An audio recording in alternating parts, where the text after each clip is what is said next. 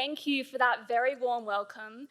I'm particularly relieved to be speaking with you all today because, well, I've had a bit of a week. It's been a bit of a stressful week because, you see, I've had my very first brush with cancel culture, but luckily I seem to have made it out of the other side. You see, I was put on blast this week by social media star and darling of the left-wing media, Hannah Ferguson. So she called me an extreme right-wing advocate, and Abby Chatfield, her lefty mate, then jumped online to say how revolting a piece I wrote was. See, the left weren't happy with me, you see, because of a piece that I wrote for the Australian Financial Review.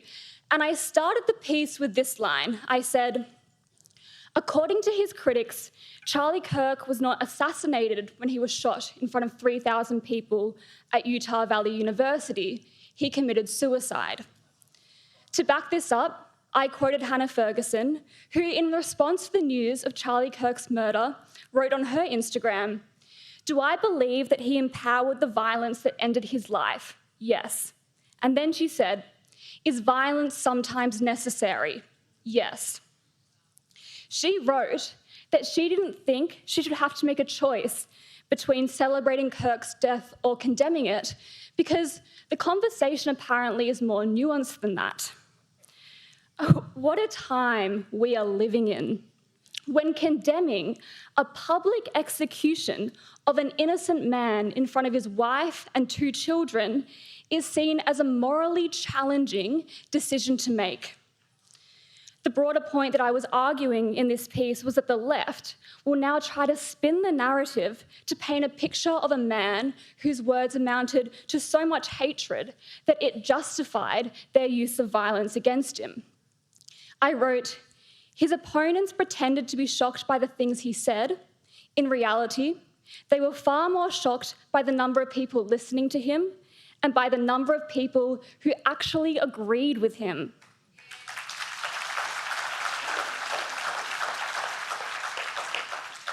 You see, his opponents did not see Kirk as a danger because of a handful of misrepresented statements. They saw him as a danger because he was dismantling their cultural monopoly.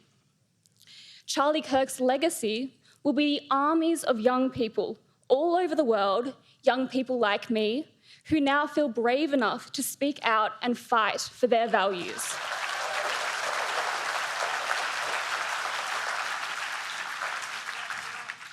And we must continue this fight, unintimidated by the relentless attacks by those on the left to divide and silence us. Because the attempts to silence voices on the centre-right are relentless. And it isn't just coming from the outspoken, callous radicals on social media. These attempts are coming from within our institutions. Just recently, the Institute of Public Affairs and other groups on the centre-right have been pulled into a parliamentary inquiry into misinformation and disinformation as it relates to climate change and energy. According to those leading this inquiry, opposition to the rollout of alternative energy infrastructure, such as wind and solar factories and transmission lines, and the concern about their impact is created both externally and artificially. Therefore, the concerns that we've shared based on our dozens of visits to regional communities are not real concerns of real farmers, no, but rather misinformation shared by institutions like the IPA that seek to impose a political narrative. Now, apart from being blatantly untrue, this is a calculated political move. There are many holes in the policies implemented in order to meet net zero emissions by 2050. And there are many facts to support why the transition A can't happen and B, why it won't happen. The numbers don't stack up when it comes to the costings. There is serious and legitimate doubt as to whether our power grid can actually function the way we need it to. And then there's the question as to, well, what is it all for at the end of the day if we only contribute to 1% of global emissions anyway? And these facts are all very, very important. However, one of the cardinal rules of political campaigning is people vote on feelings, not facts. Facts are needed to build a case and influence public opinion, but unless you can make a voter feel a certain way, unless you can make them feel like they should vote for or against a certain policy, then that groundwork that was laid with facts is lost. And this is why the conversation around climate policies has become so difficult, and why the left has built such a strong base of support, because the public has been sold this narrative that we have a moral imperative to tackle climate change, that it must be pursued at any cost, because if we don't, we are betraying our duty to preserve the planet for future generations. Now, because I have both the blessing and the curse of being young, my Instagram algorithm automatically assumes that as a young woman living in inner city Melbourne, that I must want to receive political content from social media influencers like radical left-wing Greens ambassador Abby Chatfield. You know, the same Abby Chatfield that Albo just loves to sit down with and have a chat with on her podcast.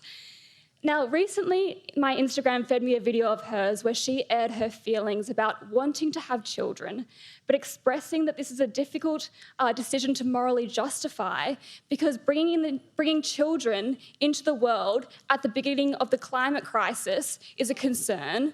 And she says, these are her words, not mine, "We only have a max of 100 years left until things are completely done."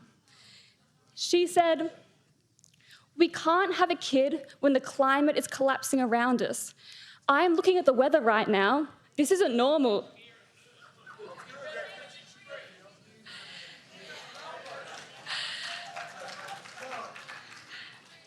Now, this is where a lot of our young people are receiving their news.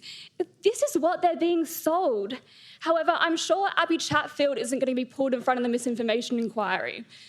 So when you turn to a young person or any Australian that has this idea drilled into them that they shouldn't even have children because the earth might collapse whilst they're living on it, then you can see where the discussion around costs and practicality kind of fall flat with them.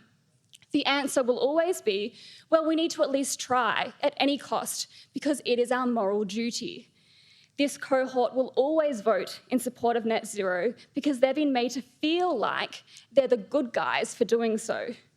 This effectively gives Labor, the Greens and the Teals a home run when it comes to climate policy.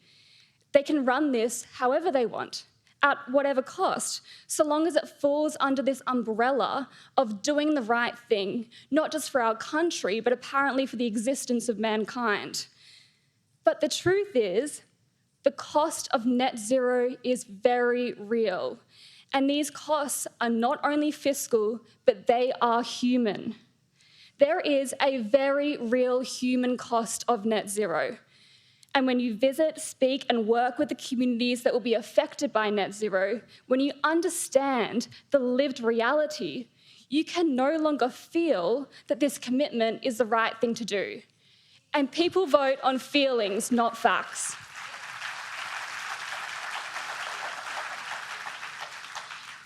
That is why this parliamentary inquiry is adamant on creating a narrative that this human cost is not real.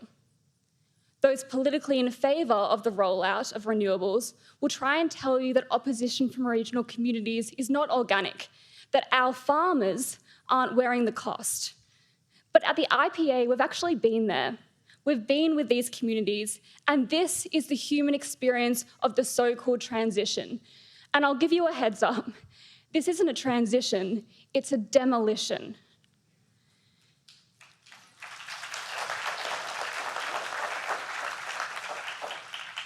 Now, transmission lines are the critical piece of infrastructure that's required to connect wind and solar factories that are constructed out in our regions to the power grid. This construction requires a 70-metre wide swathe cut through farming land and towers as tall as 80 metres high. Contrary to what is being sold by advocates, you cannot farm around these things. There are limitations on what sort of crops can be planted, as well as height restrictions on essential irrigation equipment, as well as machinery. Aerial spraying cannot be carried out at all, and this obstructs pesticide and fertiliser application, crucial for crop management. The reality is, industrial-scale wind, solar, and transmission projects destroy productive land that all Australians rely upon for food security, land that underpins our export markets. And in Victoria, the government knows this. In fact, their very own 2022 policy paper, which I might add has now been conveniently deleted, admitted that up to 70% of Victoria's agricultural land may need to be converted to renewable energy sites. 70%. This is not coexistence, this is demolition. And perhaps most concerning of all are the risks this infrastructure poses to local lives. We asked one of our farmer friends, Bill Baldwin, who we met with out on his farm, about the fire risk posed by infrastructure, and he said to us, "As a CFA member, I don't think it's safe at all to take myself or the crew underneath these things or around these things to fight a fire, because it is too dangerous. It can kill you." His neighbour, Will McIntyre, said, "If the CFA can't fight fires around these things, which they can't, farming is going to become impossible. The risk of fire is huge. At the end of the day, the majority of us are volunteers, so it's hard to justify risking your own life when these are things that we do not want and we do not need." With the facts laid out, it is easy to see why regional communities are furious with what the inner city elite are trying to do to them. This is why most are fighting back to block access to their land.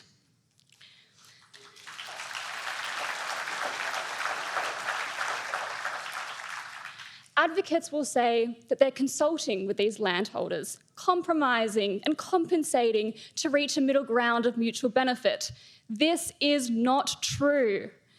Farming communities told us stories of bullying, harassment, intimidation by affiliated companies, stories of widows being targeted because they're easier to get on side, neighbour pitted against neighbour, and police being called on farmers who question why an intruder is surveying their land in the middle of the night. In Victoria, because the Allen government knows they will never win community support, they have resorted to brute force. When farmers say no, the government's answer is not negotiation, it's legislation. Victoria has passed the most draconian land access laws in the nation. Under new legislation, government-appointed authorised officers can now march onto private land without consent and even use force against our farmers to construct transmission infrastructure. Any landholder who stands in their way, or even any landholder who doesn't facilitate access, will be hit with fines amounting to thousands of dollars. The Allen government's proposals are more invasive and more authoritarian than anything seen in any other state. And why? Because the government has failed utterly to bring the community with it. And so, here comes a legislative steamroller. This is the reality of the rollout. This is the human cost. One of the tactics used by advocates is to downplay the volume of opposition, or in the instance of this parliamentary inquiry, simply argue that it isn't real. That the anecdotes I've told you about today have been made up by groups like the IPA. And this isn't true.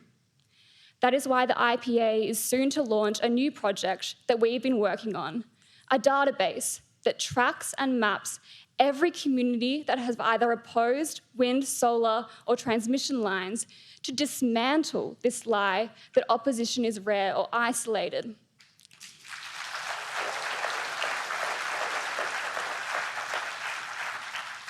Because when you map these communities, you see something extraordinary that begins to form, a wall of grassroots resistance forming around the inner cities, a wall built by farmers, families, and regional Australians who refuse to be silenced.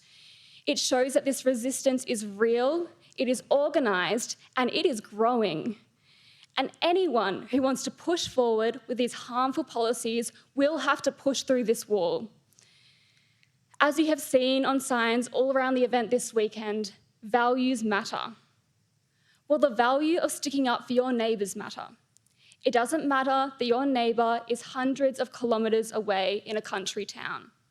These towns are under attack, and the front line of the battle of the net zero war that the inner city elites and the political class are waging on mainstream Australians. It is time to stand up. As mainstream Australians, we have to say once and for all that enough is enough. No more. Stop destroying our country.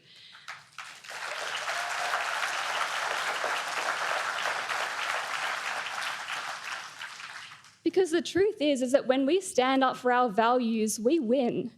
We saw it with The Voice, and we will do it again with net zero.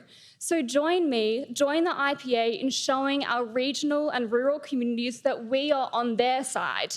It's time to end net zero once and for all and get Australia back on the path to prosperity. Thank you.